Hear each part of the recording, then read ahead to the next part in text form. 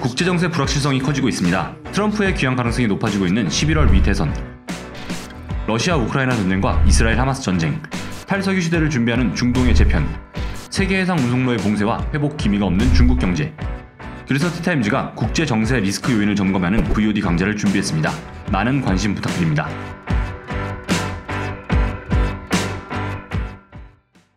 중국의 선전이나 이런 데 가보면 공장이 900개가 그냥 한 공간에 있어요. 제품 사입 가격이 우리나라의 10분의 1쯤 되고 하루에 뭐 150불 이하 관세를 면세하자. 국내 셀러들이 여기에서 사실은 역차별 당하는 게 좀 있어요. 그래서 그나마 품질이 좋은 걸 들여와서 인증이 통과해야 되니까 알리가 들어오니까 G마켓도 힘들어지고 향후에 어떤 영향이 있을까 하고 떠드는데 100만 명 가까운 사람들이 피해를 볼 수 있는 상황이 발생할 거라고요.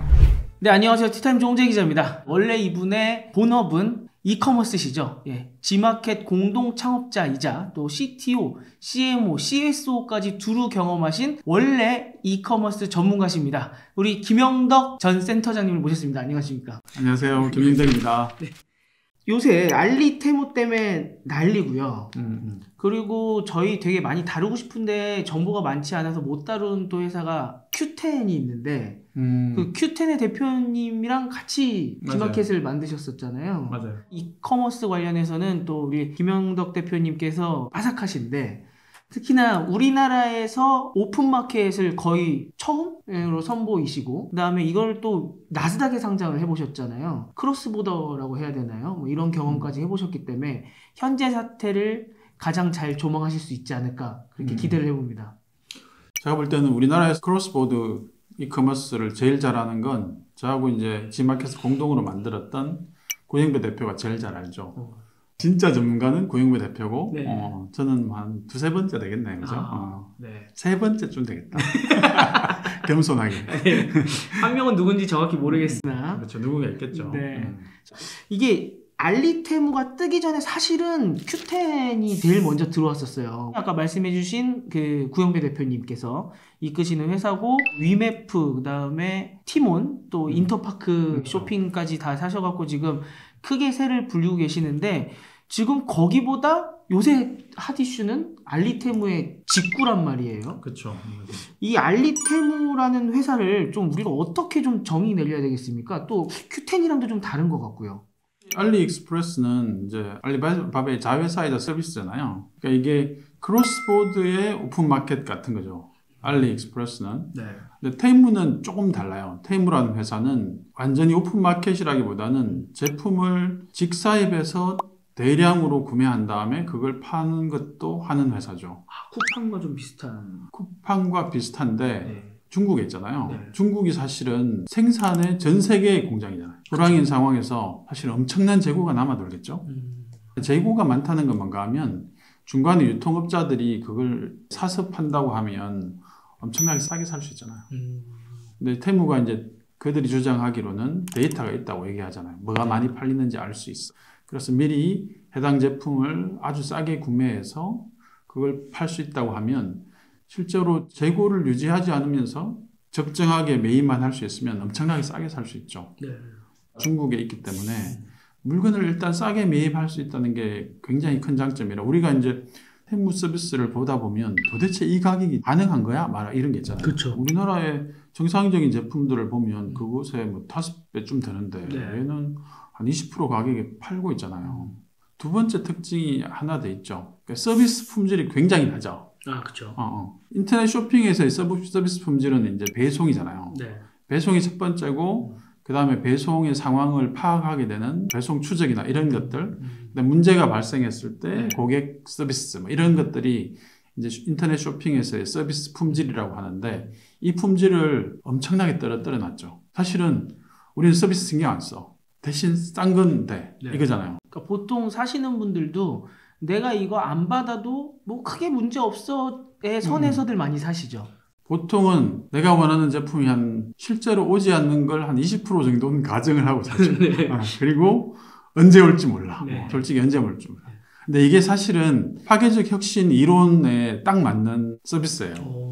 아주 단순하게 얘기하면 제품 가격을 떨어뜨리는 대신에 서비스 품질도 떨어뜨리는 거예요. 그러면 우리가 대부분의 사람들은 서비스를 더 좋게 하려고 또는 제품의 품질을 더 좋게 만들려고 더 비싸게 만드는 쪽으로 막 가는데 예를 들면 쿠팡같이 더 빠르게 다른 경쟁사들도 그럼 우리도 물류센터 만들어가지고 더 빠르게 하는데 얘들은 반대로 가는 거죠.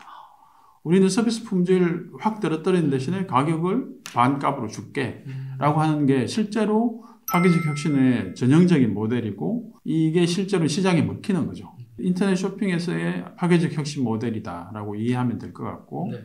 그게 이제 오픈마켓 형태 또는 뭐 그게 고객 입장에서 사실 직사입을 하든 상관이 별로 없을 텐데 하여튼 굉장히 싼 물건을 싸게 동일한 제품을 싸게 서비스 품질 나쁘게 이렇게 이제 제공하는 서비스더라고 이해하는 게 고객 입장에서는 편할 것 같아요. 네.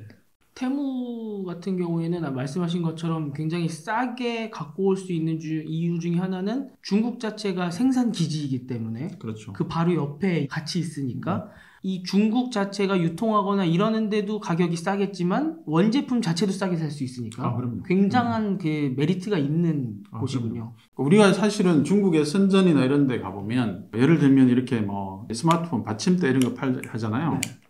그러면 그들은 이걸 만드는 공장이 수백 개가 그냥 한 공간에 있어요. 우리나라로 치면 공단 안에 이런 것만 만드는 공장이 한 몇백 개가 같이 있는 거예요. 한 몇 킬로에 걸쳐가지고요. 그들이 만들어내는 게 10,000개, 20,000개 단위가 아니라 100만 개, 1000만 개, 1억 개를 만들어낸다고요. 네. 만들어가지고 전 세계에 뿌려요. 그러면 원가가 어떻게 되나 하면 10,000개 만들 때하고 100만 개 만들 때는 가격이 실제로 거의 한 10분의 1로 떨어져요. 금형 하나를 가지고 10,000개 찍으면 금형이 차지하는 비용이 10,000개당 10,000분의 1씩 하는데 금형 하나가 뭐 한 5천만 원이다 그러면 개당 5천 원의 원가가 들어가는 거잖아요. 근데 그걸 100만 개를 찍으면 100만 분의 1로 줄어들죠. 저도 최근에 들은 얘기인데 아는 분이 자기 제품의 형태를 바꾸려고 이전에는 중국에서 찍어 왔었대요. 근데 이제 중간에 코로나 이런 저런 문제들이 있었어갖고 그냥 한국에서 해야 되겠다라고 해서 한국에서 찾고 있는데 금형 안에 1억, 2억 한다고. 맞아요. 그래서 일단 기본적으로 뭐 1,000개든 뭐 100개든 생산하려면 1억, 2억은 때려 넣고 시작해야 된다고 하더라고요. 근데 지금 그게 많이 찍으면 찍을수록 단가가 확 낮아진다는 말씀이시잖아요. 맞아요. 그러니까 예를 들면 뭐 금속으로 만든 금형이라도 이게 실제로 뭐 무한대로 찍어낼 수는 없어요. 근데 이게 10만 개, 100만 개까지 찍는다고 치면 한 100만 개 찍을 수 있는 금형으로 10,000개를 찍으면 당연히 그게 개당 단가로 들어가기 때문에 당연히 한 100만 개 찍는 회사의 상대가 안 되죠. 이 모르시는 분들은 그냥 도장 생각하시면 되겠네요. 이 도장 하나 파서 몇 번이나 찍을 수 있는 거야. 맞아요. 정확하게. 도장 한 장에 한 번 찍어서 그걸로 뭐 장사를 해야 되면은 도장 만드는데 5만 원 들었으면 이 한 장에 도장 찍어 놓은 게 5만 원이지만 100번 찍으면은 그렇죠. 이게 500원이 되는 거고. 그렇죠. 10,000번 찍으면 5원밖에 안 되는 거죠. 그러니까 실제로 이게 생산 거점 바로 옆에 있다는 게 대단한 거고 중국의 공장은 우리의 상상을 초월해요. 그러다 보니까 실제로 제품 사입 가격이 거의 한 우리나라의 10분의 1쯤 되고 우리나라의 많은 셀러들이 사실은 그런 제품들을 들여와서 이제 국내 인정받고 뭐 잘 포장하고 사진 잘 찍어서 지금 많은 오픈마켓에 팔고 있잖아요. 그래서 많은 이익을 남기고 있었죠.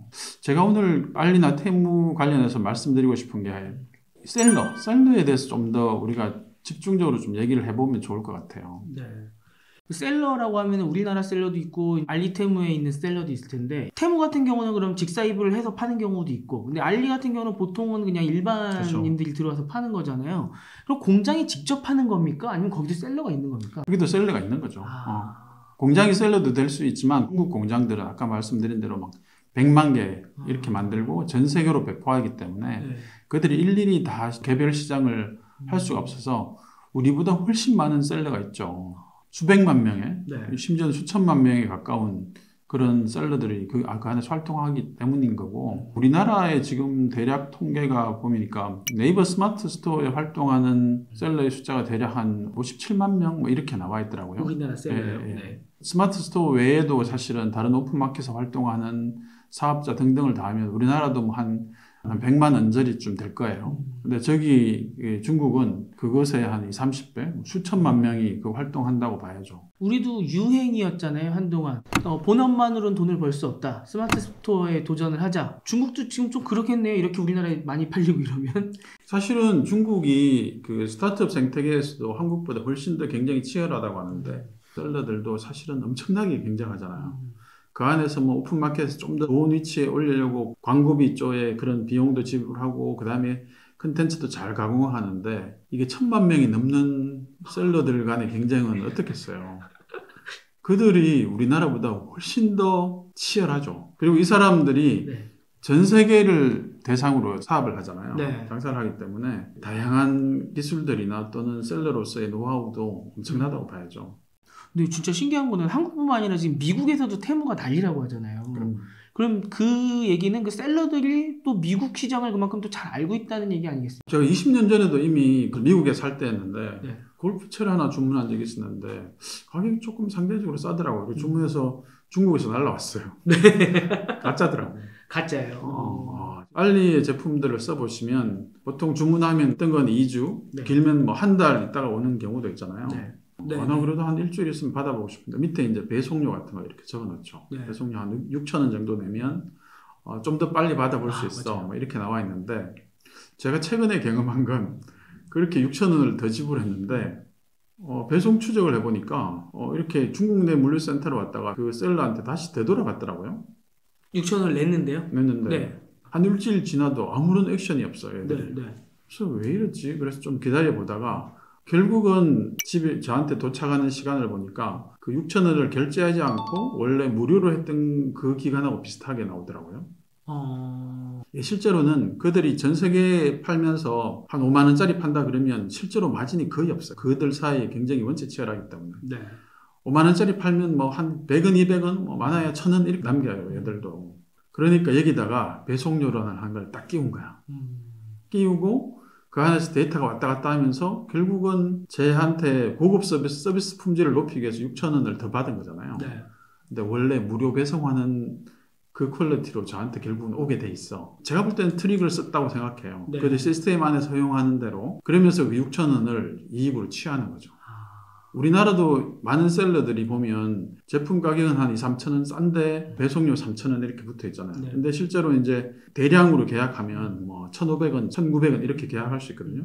그럼 남는 1,100원 또는 1,500원을 셀러의 이익으로 취할 수 있잖아요. 그렇게 해서 실제로 제품 자체의 매출 마진은 거의 없는 상태에서 배송료에서 이익을 취하는 셀러가 굉장히 많은데 얘들은 사실은 제가 볼 때는 좀 치팅에 가까워요. 확정적이진 않은데 심정적 의심을 좀 하고 있죠. 네. 그래서 취소했어요. 그래서 그냥 기다릴까 그러다가 진짜 호구가 된 느낌이라. 근데 이건 좀 중국 상인에 대한 문화적인 이해를 좀 할 필요는 있을 것 같아요. 우리는 기본적으로 속인 놈은 나쁜 놈이다 라고 네. 생각하잖아요. 네. 중국 사람들은 내가 시스템이 허용하는 내에서 고객을 잘 이용해서 내 이익을 극대화하는 건 아주 스마트하다고 생각한다니까요. 그들의 문화 자체가 우리하고 좀 달라요. 한글에서 속은 놈은 바보고 속인 놈은 스마트한 거예요. 네. 고객들도 그렇게 생각하거든요. 한 가격은 국내 쇼핑몰에서 하는 것에 한 3, 40% 할인받은 상태면 20% 정도는 날리는 걸 각오하는 거지. 네. 각오하고 실제로 받아봤을 때 사실 쓸모없는 제품들이 가끔 있잖아요. 정말 내가 기대했던 것보다 흉측하게 품질이 낮아서 네. 그냥 버리는 경우도 있고 그런 상황들이 이제 어떻게 보면 중국 사람들이 생각하는 플랫폼의 서비스라는 건 그런 거야 라는 건데 우리한테는 굉장히 생소하긴 하고 알리의 얼리 어댑터들은 그 생리를 잘 이해하고 그런 걸 잘 분별해서 살 때에 속지 않았을 때의 쾌감들이 있죠. 그렇죠. 그 쾌감 때문에 나름 중독성이 있어서 왜냐하면 나는 스마트한 거죠. 나는 속지 않은 고객이기 때문에 굉장히 스마트해서 가격을 싸게 사면서도 실패 확률을 떨어뜨려서 했다는 것에 굉장한 자부심과 만족. 그게 알리에 중독되게 하는. 네. 작년 한 중반 이후부터 유명해졌었잖아요. 한참 전부터 저는 한 몇 년 전부터 계속 구매를 했었는데 거의 속아본 적이 없어요. 네, 스마트하시네. 거의 한 100개는 충분히 넘게 샀거든요. 이 줄 전부 다 알리에 샀는데 줄만 한 30개는 되거든요. 이것만 해도 한 30번을 샀어요. 이게 실패하기 힘든 물품이긴 하나요. 네. 그 처음에 알리를 배울 때 들었던 팁 중에 하나가 절대 리뷰 데이터가 200개 이하인 건 사지 마라. 네. 그 사진 리뷰와 실질적인 리뷰들이 있는 것만 사라. 그러면 최소 받은 거다. 이 전문가가 있어요. 그렇죠. 그래서 이제 그런 거를 지켜서 사다 보니까 이렇게 대신에 살 수 있는 품목은 좀 제한되어 있는 것 같아요. 이런 거는 좀 위험해서 못 사겠다. 이런 건 좀 못 사겠다. 최대 샤오미 폰까지도 한 몇 개 샀었거든요. 근데 그것도 지금은 7일 배송이 있어서 금방 올 텐데 예전에 한 달 걸릴 때도 저 마음 졸이면서 한 달 동안 기도하면서 한 20만 원 하거든요. 그런 것들에도 다 정상으로 왔었어갖고 그런 쾌감이 또 계속적으로 알리를 쓰게 하는 그런 원동력이 아닌가. 국내 셀러들이 여기에서 사실은 역차별 당하는 게 좀 있어요. 최근에 뭐 그런 분석도 있지만 국내에서 전자제품을 들여오려면 KC 인증 받아야 되거든요. 근데 인증 하나 받는데 한 4,500만 원 든대요. 시간도 꽤 들고 시간 최소한 몇 주에서 뭐 몇 달 걸리는 경우도 있고 그러면 내가 10,000개를 판다고 할 때 500만 원의 인증비가 들었어. 500원이 원가가 내가 더 드는 거예요. 근데 10,000개 팔기가 쉽나요? 그렇죠. 내가 이제 1,000개 팔아. 그러면 개당 5,000원의 내 인증 비용이 들어가는 거죠. 이게 셀러들은 실제로는 자금 회전이 굉장히 중요해서 돈이 묶이거나 이게 다 금융 비용이 생각보다 많이 들어요. 금융 비용 플러스 인증 비용 들어가면 내가 한 10,000개 팔면 개당 원가가 최소한 1,000~2,000원 더 들어가는 거죠. 그들이 이제 한 10만 개 생산한 것 중에 우리나라 셀러가 그 중에 좋은 제품을 골라가지고 인증에 통과해야 되니까. 그러니까 좀 애매한 제품들은 수입을 못 하는 거지. 그래서 그나마 품질이 좋은 걸 들여와서 셀러가 사실은 좀 비싸게 파는 역할들을 하고 있는 거죠. 굉장히 중요한 역할이거든요. 이걸 마치 중간 유통 과정을 제거하고 직접 파니까 싸게 판다가 아니라 서비스 퀄리티를 떨어뜨린 거죠. 우리가 잘못 살 수 있는 확률을 엄청나게 주고 요새 많이 기사가 나오는 게요. 이제 알리 같은 데서 특히나 어린이 관련 물품이나 이런 거 샀을 때 발암 물질이 나온다거나 이런 것들이 원래는 우리나라에서 직접 소싱을 해오시는 분들을 거치게 되면은 아까 말씀하신 것처럼 이 중에서 안 나오는 것들 골라갖고 그 중에서 괜찮은 거 인증 받은 다음에 정식으로 수입을 해와야 되는 거잖아요. 그렇죠. 허들을 놓고서 위험 요인을 제거를 하게 되는 건데 지금 같은 경우는 그런 거 전혀 없이 막 사게 되니까 이거 예를 들어 뭐 빨대다 이러면은 우리나라 국민들 다 썼는데 어느 순간 보면 여기서 막 발암물질 엄청 나고 이럴 수도 있는 그럴 수 거잖아요. 있죠. 실제로 그럴 수 있죠. 사실은 그래서 제가 아까 말씀드린 서비스 품질을 떨어뜨리면서 가격을 싸게 하는 거죠. 관세 협정이 있으니까 하루에 뭐 150불 이하 뭐 이런 거는 뭐 관세를 면세하자 뭐 이런 게 국가 간 협정이 있으니까 실제로 셀러는 벌크로 들어와서 하기 때문에 관세를 다 내죠. 대부분 8% 정도라고 하더라고요. 근데 그런 세금을 안 내고 들어오는 것들의 역차별들이 좀 있긴 있는 거죠. 그렇죠. 한국 셀러 중에 중국 셀러들이 강점이 있는 소형 전자제품, 전자기기, 뭐 그다음에 아주 단순한 액세서리, 리빙 제품류 이런 것들은 사실 국내 셀러들이 타격이 클 수 있어요. 대략 100만 명, 그 셀러들한테 이렇게 실제로는 뭐 직원으로 일하는 직원들까지 하면 생각보다는 많은 수의 사람들이 알리, 테무의 공습 때문에 사실은 일자리 문제가 발생할 수 있겠다. 이들도 소상공인이거든요. 소상공인 타격 때문에 우리 사회적으로 굉장히 큰 사회 문제가 될 수도 있겠다 싶어요. 서비스 품질을 유지하기 위해서 인증도 받고 위험한 제품은 선별하고 그러다 보니까 원가가 더 높아지고 관세 내고 국내 직원 고용하고 하고 있다 보니까 이게 동등한 경쟁 상황이 아닌 거죠. 기울어진 운동장이 확실한 거죠. 국내 소상공인 문제가 발생할 때 이걸 어떻게 우리 사회가 이런 피해들이 발생할 텐데 1, 2만 명 수준이 아니라 거의 10만 명 이상의 영향이 미칠 거라고요. 많은 얘기들이 뭔가 하면 그냥 게임하듯이 알리가 들어오니까 뭐 지마켓도 힘들어지고 쿠팡도 어떤 영향이 있을까 뭐 이런 얘기들을 막 떠드는데 사실은 게임에서 막 선수들끼리 막 싸워서 이게 문제가 아니라 그 밑에 100만 명 가까운 사람들이 피해를 볼 수 있는 상황이 발생할 거라고요. 그러면 이걸 우리 정책적으로 어떻게 이걸 수용하고 그들이 피해가 발생했을 때 어떻게 사회 안전망이나 또는 보호할 수 있는 장치들을 만들 수 있을까? 또는 우리 고객들 입장에서도 알리에서 하는 게 재밌고 좋잖아. 이게 아니라 사실은 100만 명이면 한 달이 끝나면 다 아는 사람들이 이 알리의 공습, 아니 테무의 공습 때문에 피해들이 발생할 텐데 그럼 나는 그냥 재미로 했는데 사실은 그런 문제만은 아닌 거죠. 저는 그 소상공인뿐만 아니라 중소기업도 많이 좀 걱정이 되는데요.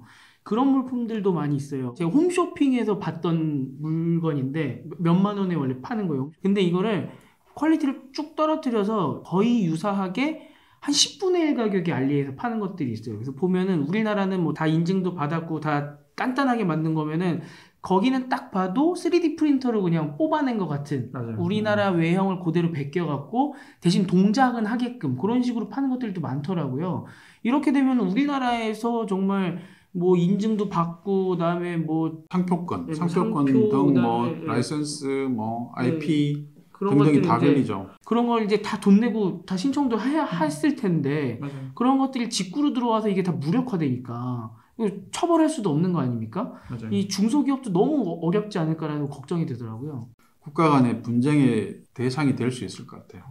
물론 뭐 국내 고객들이 좀 더 싼 가격에 제품을 살 수 있는 건 굉장히 좋은 일이죠. 그게 실제로는 국가 전체적으로 보면 꼭 이익이 될 거냐에 대해서 사실은 조금 문제가 될 것 같아요. 그냥 플랫폼만의 문제가 아니라 이 100만 명 이상이 걸려있는 문제, 그 다음에 이 충격들을 대비할 시간도 좀 필요하고, 물론 이게 뭐 우리나라의 셀러들도 굉장히 스마트하기 때문에 시간이 지나면 어느 정도 적응할 거고, 반대로 우리도 그들 시장에 어떻게 들어갈 건지 뭐 등등을 고민할 수 있는 기회가 올 텐데, 당장은 충격이 너무 클 수 있다라는 얘기를 드리고 싶어요. 저는 역으로 좀 자기 반성도 해봐야 되지 않나라는 생각도 해보는데요. 현재로서는 이미 알리테무에 너무 많이 고객들이 몰려가 있는 상황인데 한 작년 정도였나요? 알리 쪽에 많이 사람들이 가서 산다라고 이야기가 나왔을 때 우리나라 언론에서 나왔던 이야기들을 보면은 쿠팡이라던가 아니면 우리 유명한 오픈마켓들도 해외 직구를 연결해주는 상품들을 늘리겠다. 이런 발표들을 많이 하고 그리고 실제로 네이버나 이런 데서 상품 검색을 하면 어느 순간부터는 저는 우리나라 거를 받아서 쓰고 싶은데 앞에 다 해외라고 적혀 있어요. 우리나라 셀러가 붙어 있는 것 같지만 실제로는 우리나라 셀러는 그냥 저한테 보여주기만 하고 상품은 중국에서 그냥 저한테 날라오는 맞아요. 언제 올지도 모르는 이게 자꾸 누적이 되다 보니까 내가 왜 여기서 사? 그냥 알리 가서 사고 말지 이러는 그 단계들도 많이 거쳐서 거기까지 갔단 말이에요. 지금 유행이 돼서 알리에 가신 분도 많이 계시겠지만 저처럼 우리나라 쇼핑몰에 질려서 가버리신 분들도 꽤 많을 것 같아요. 저는 그것도 꽤 문제가 있지 않았나라고 생각을 좀 해봅니다. 국내 플랫폼들이 이 문제를 좀 안이하게 대처한 건 좀 있는 것 같아요.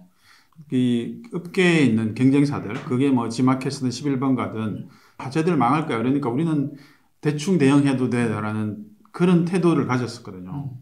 그런 사업자들이 좀 답답했던 게 원래 시장에 진입해 들어올 때 강하게 경쟁해줘야 되거든요. 손정희 회장도 나중에 그 얘기 했다더라고요. 한국의 쇼핑몰들이 실제로는 쿠팡이 그렇게 공격적으로 투자하고 들어올 때 별 대응을 안 하길래 이거는 이긴 게임이다라고 생각하고 더 투자했다고. 네. 실제로 사업 현장에 들어가 보면 해볼 수 있는 게 많거든요. 지금도 제가 볼 때는 동일해요. 그러니까 알리 테무가 들어와서 뭐 광고비 쓰고 이랬는데 이게 전형적인 치킨 게임 형태거든요. 왜냐하면 그들도 고객을 획득하기 위해서 고객 획득 비용을 지금 많이 써요. 뭐 1,000억 쓴다, 1,500억 쓴다, 뭐 물류센터 짓는다 얘기하지만 그게 사실은 별로 큰 돈이 아니에요. 이미 우리나라에 11번 가든 이런 회사들이 1년에 몇천억씩 적자를 내면서 거의 10년을 보내오면서 고객을 획득한 그 상황이거든요. 근데 지금 이렇게 들어온다고 해서 이들이 이제 별 대응을 안 한다? 그러면 사실은 시장을 내주는 거죠. 이럴 때 제대로 한번 붙어줘야 되는데 안타깝게도 현재 붙어줄 체력이 별로 없죠. 지마켓을 인수한 신세계도 그렇고 11번 가도 SK에서 실제로는 여력이 없거나 아니면 의지가 없거나 이렇고 네이버가 여기에 대응을 좀 해줄 수 있으면 좋은데 이 쇼핑에 올인할 수 있는 사업자는 아니죠.